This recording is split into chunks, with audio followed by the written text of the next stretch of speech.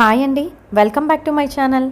నేను రీసెంట్గా చెప్పాను కదా, ఒక వీడియోలో విశ్వాస్ ఇన్స్టిట్యూట్లో జాయిన్ అయ్యాను. శ్రీ విష్ణు సహస్రనామాలు స్పష్టంగా ఎలా పలకాలి, దాని అర్థం ఏంటి, ఆ నామాల యొక్క గొప్పతనం ఏంటి, భావం ఏంటి, ఇవన్నీ కూడా ఏ బ్యాచ్ కంప్లీట్ చేశాను, అలాగే అసెస్మెంట్ కూడా కంప్లీట్ చేశానండి. బి బ్యాచ్ తర్వాత దాని అసెస్మెంట్స్ కూడా కంప్లీట్ చేసుకున్నాను, సక్సెస్ఫుల్గా పాస్ అయ్యానమాట.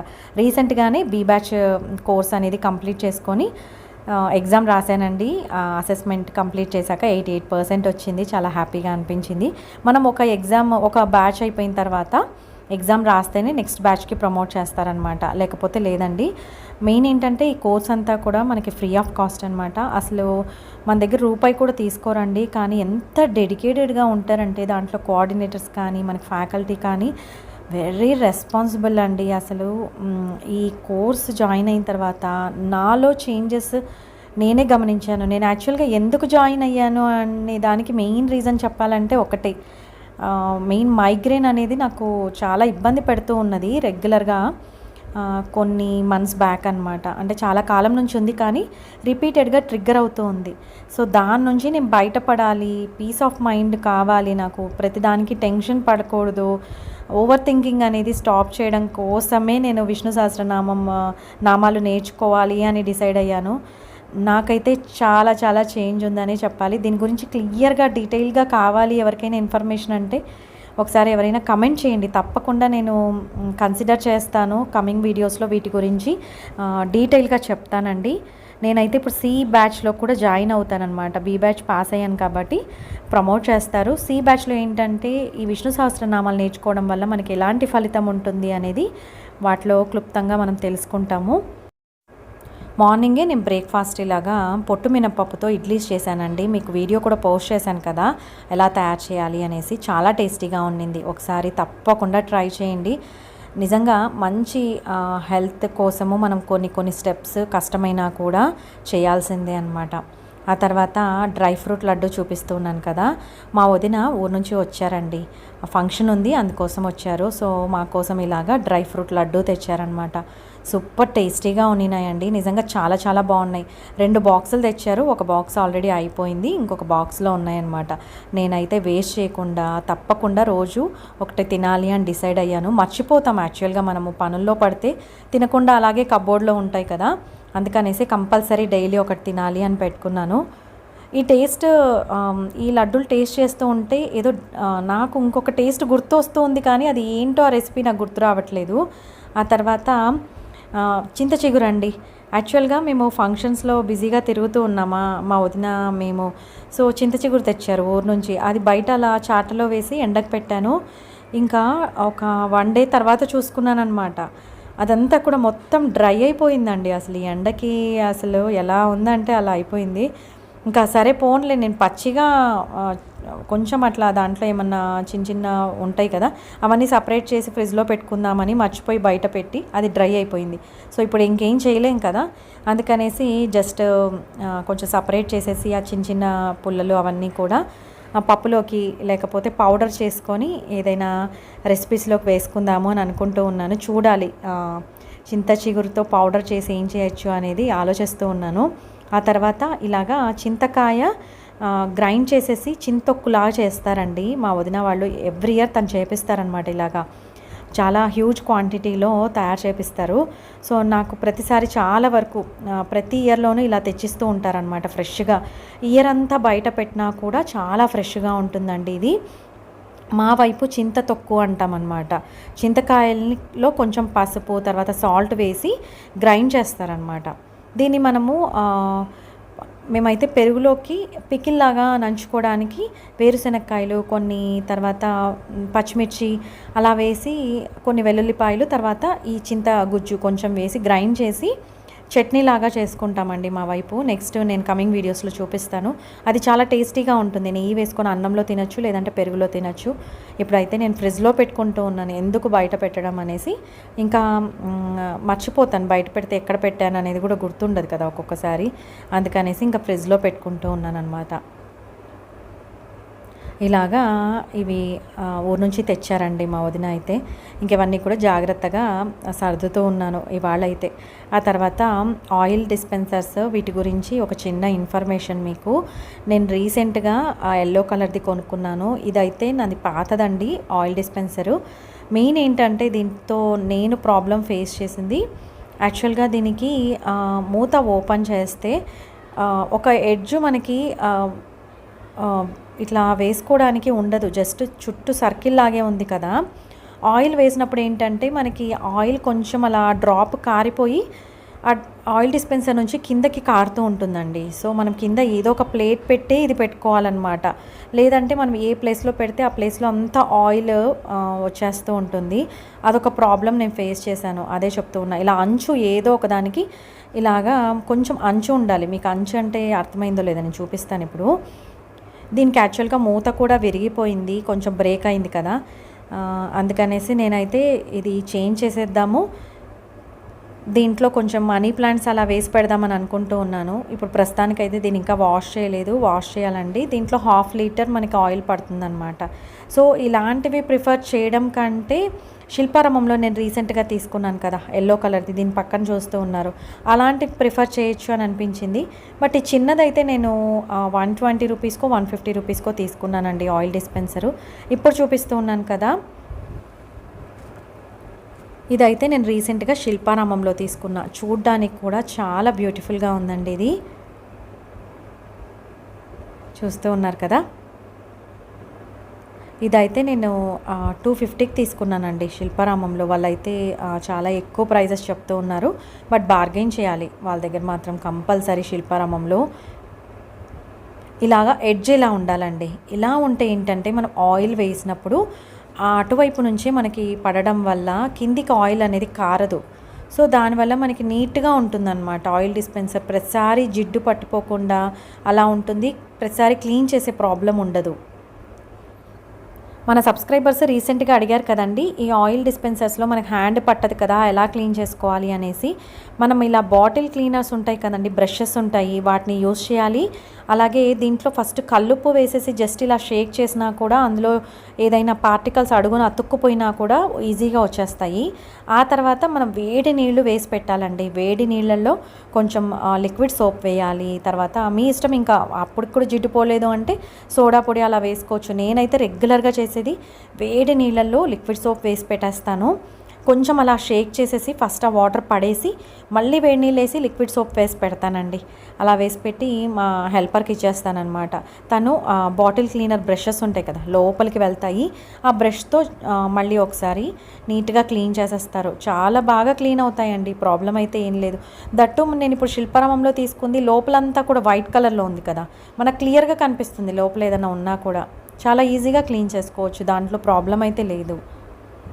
ఆ తర్వాత రీసెంట్గా మేము సెరా రిసార్ట్కి వెళ్ళాం కదండి, అది కూడా కంప్లీట్ వీడియో పోస్ట్ చేశాను, ఒకసారి చూడండి.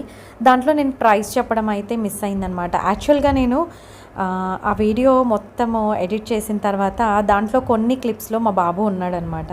సో తనకైతే అస్సలు ఇష్టం లేదండి అలా వీడియోస్లో కనిపించడము.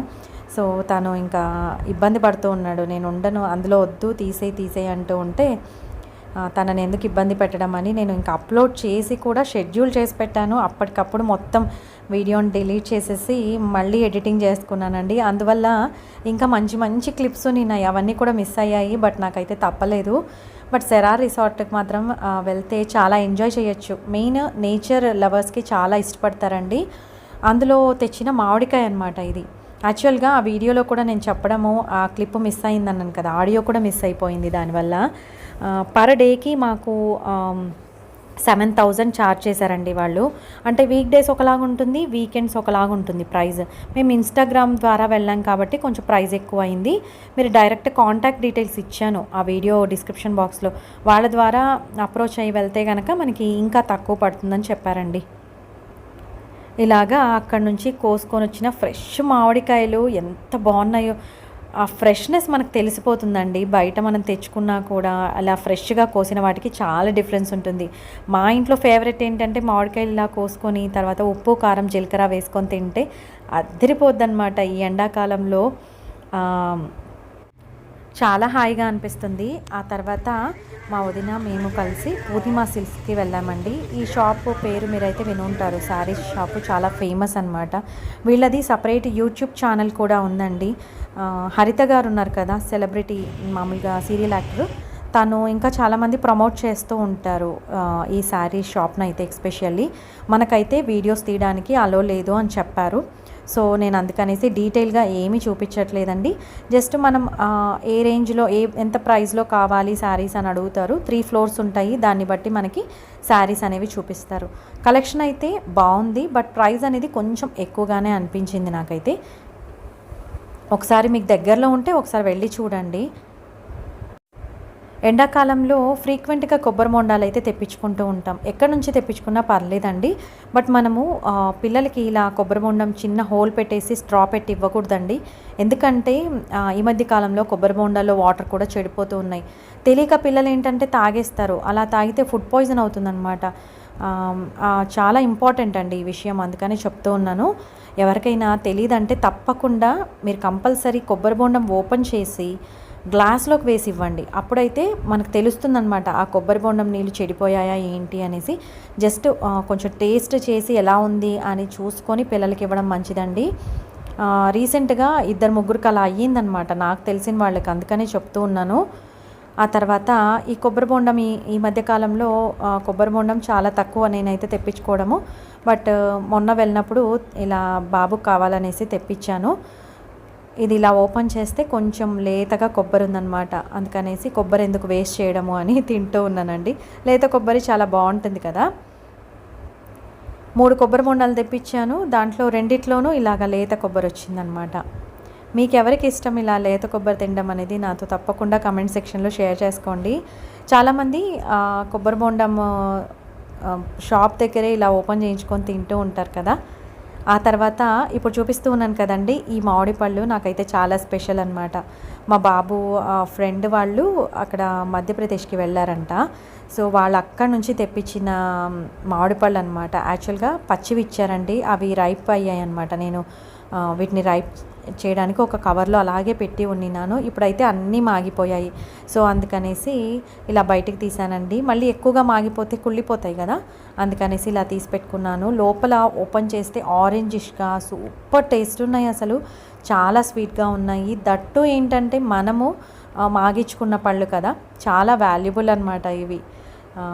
నాకైతే చాలా హ్యాపీగా అనిపించింది. తనైతే అసలు అంత దూరం నుంచి తెప్పించుకొని ఫ్రూట్స్ నాకు కూడా చాలా పంపించారు. నేనైతే చాలా చాలా హ్యాపీగా ఫీల్ అయ్యానండి. మెయిన్ ఏంటంటే మనం బయట ఎంత రేటు పెట్టుకున్నా కూడా అవి కార్బైడ్ వేసి మాగిస్తారేమో అనే అనుమానం అయితే ఉంటుంది కదా. ఇవైతే మనమే మాగించుకున్నాం కాబట్టి అందులో చాలా తృప్తి ఉంటుందన్నమాట. పిల్లలకి చాలా హ్యాపీగా పెట్టేయచ్చు అని అనిపిస్తుంది. ఆ తర్వాత సమతామూర్తి స్టాచ్యూ చూద్దామని వెళ్ళామండి. యాక్చువల్గా నేను ఇది మొదటిసారి కాదు, 4th టైమో 3rd టైమో అనుకుంటాను వెళ్ళడం. ఫస్ట్ అయితే మేము వెళ్ళొచ్చాము, ఆ తర్వాత అమ్మ వాళ్ళతో వెళ్ళాము, మా అత్తయ్య వాళ్ళతో వెళ్ళాము, ఇప్పుడైతే వదిన వాళ్ళతో వెళ్తూ ఉన్నాను. ప్రతిసారి వెళ్ళినప్పుడు ఒక కొత్త ఎక్స్పీరియన్స్ అండి. నాకైతే నిజంగా చాలా నచ్చుతుందన్నమాట. మీరు ఎవరైనా చూడలేదంటే తప్పకుండా వెళ్ళండి. మన సిటీ నుంచి 30-35 కిలోమీటర్స్ అరౌండ్ అలా ఉంటుంది. కొంచెం దూరమే కానీ బట్ మనము వెహికల్లో వెళ్తాం కాబట్టి ప్రాబ్లం అయితే ఏం లేదు. ట్రాఫిక్ కూడా అటువైపు అస్సలు ఉండదు. మెయిన్ ఏంటంటే ఈవినింగ్ టైమ్స్ వెళ్తే మనకు ఆ లైటింగ్స్లో చాలా బాగా కనిపిస్తుంది అనమాట. ఇంకా మంచి ఫీలింగ్ ఉంటుంది. మార్నింగ్ టైమ్స్ అయితే ఇప్పుడైతే ఎండలకు చాలా ఎక్కువగా ఉంటూ ఉన్నాయి కాబట్టి ఎంజాయ్ చేయలేము. ఈవినింగ్ బయలుదేరామనుకోండి, మనకి లేజర్ షోస్ అనేవి ఉంటాయి. మనకి 6 o'clock ఒకసారి, 7 o'clockకి, 8 o'clockకి అలా ఉంటాయండి. ఎగ్జాక్ట్ టైమింగ్స్ మీరు చెక్ చేయండి ఒకసారి, గూగుల్ సెర్చ్ చేస్తే కనుక మనకి ఏ టైంలో లేజర్ షోస్ ఉంటాయి అనేది ఖచ్చితంగా తెలుస్తుంది. దాన్ని బట్టి మీరు ముందుగా బయలుదేరాలండి, లేకపోతే మనము లేజర్ షో అనేది మిస్ అయిపోతాము. ఇలా చూస్తూ ఉన్నారా, ఎంటర్ అవుతూ ఉంటే అసలు ఒక కొత్త ప్రపంచంలోకి మనము వెళ్తూ ఉన్నామనే ఫీలింగ్ ఎవరికైనా వస్తుంది. ఇన్నిసార్లు వెళ్ళినా కూడా ప్రతిసారి కొత్తగానే అనిపిస్తుంది నాకైతే. ఒక డివైన్ ఫీలింగ్ అండి, అది చెప్పడానికి అవ్వదు. నిజంగా ఎన్ని ప్లేసెస్కి వెళ్ళినా కూడా నాకు ఈ ప్లేస్ మాత్రం చాలా స్పెషల్ అని చెప్పాలి. మీరు ఎవరైనా వెళ్ళలేదంటే కనుక తప్పకుండా మిస్ కాకుండా వెళ్ళండి. చాలా మంచి ప్లేస్. యాక్చువల్గా నైట్ టైం వెళ్తే చూస్తున్నారు కదా, ఈ లైటింగ్స్కి మనకి 2 కళ్ళు సరిపోవు చూడడానికి, అంత బాగుంటుంది. ఇందులో మెయిన్ స్పెషాలిటీ ఏంటంటే మనకి 108 మన దేశంలో ఉన్న అన్ని ప్రాంతాల్లో ఉన్న 108 దేవాలయాలకు సంబంధించిన మోడల్ అనేది ఇక్కడ ఉంటుందండి. అంటే ఇప్పుడు పద్మనాభ స్వామి టెంపుల్ తీసుకుంటే ఆ టెంపుల్ స్వామివారు ఎలా ఉంటారో అచ్చం అలాగే ఇక్కడ మనకి విగ్రహాలు అనేవి పెట్టి ఉంటారనమాట. ఒక్కొక్క టెంపుల్ విశిష్టత దాన్ని బట్టి మనకి ఇక్కడ 108 దేవాలయాల్ని వీళ్ళు సెలెక్ట్ చేసుకున్నారండి. ఆ 108 దేవాలయాల్లో ఉన్న స్వామివారు, మనం 108 దేవాలయాలు చూడలేం కదా దేశంలో, ఎక్కడెక్కడో ఉంటాయి. అవన్నీ కూడా ఇక్కడ ఒకేసారి చూసినట్టు అవుతుందన్నమాట. అలాంటి స్పెషల్ ఎక్స్పీరియన్స్ అనేది ఇక్కడ మనకు ఖచ్చితంగా ఉంటుంది. ఆ తర్వాత ఈ బాస్కెట్ బాల్ అయితే మా బాబు చాలాసేపు ఆడాడు. ఆ తర్వాత మా వదిన మా వారు కూడా ఇద్దరు కలిసి కాసేపు ఆడారు. మా వదిన వాళ్ళ అమ్మాయి, మా బాబు ఇలా అందరూ కలిసి చాలాసేపు ఆడుకున్నామండి.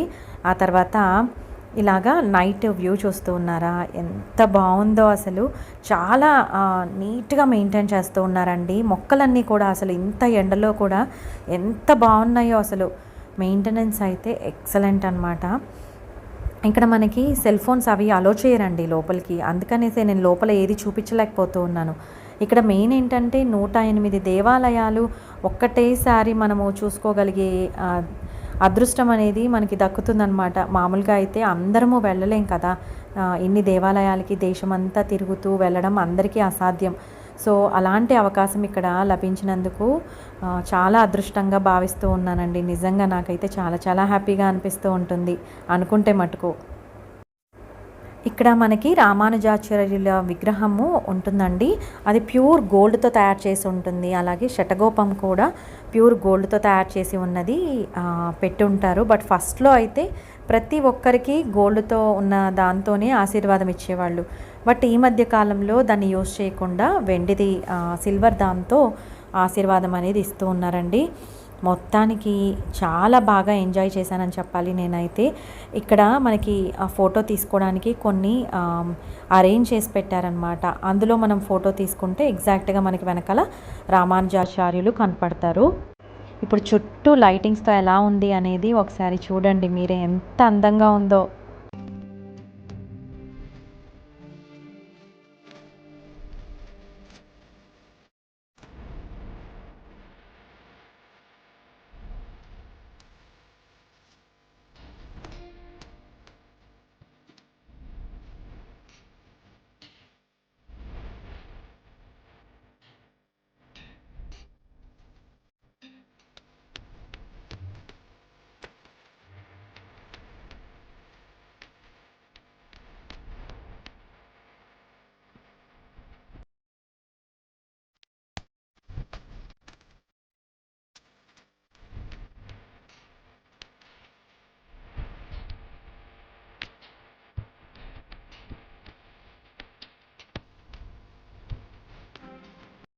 అంతేనండి ఇవాళ నా వీడియో. మీకు కనుక నా వీడియోస్ నచ్చినట్టయితే ప్లీజ్ లైక్ చేయండి, షేర్ చేయండి, సబ్స్క్రైబ్ చేయండి. మరో మంచి వీడియోతో మీ ముందుకు వస్తాను.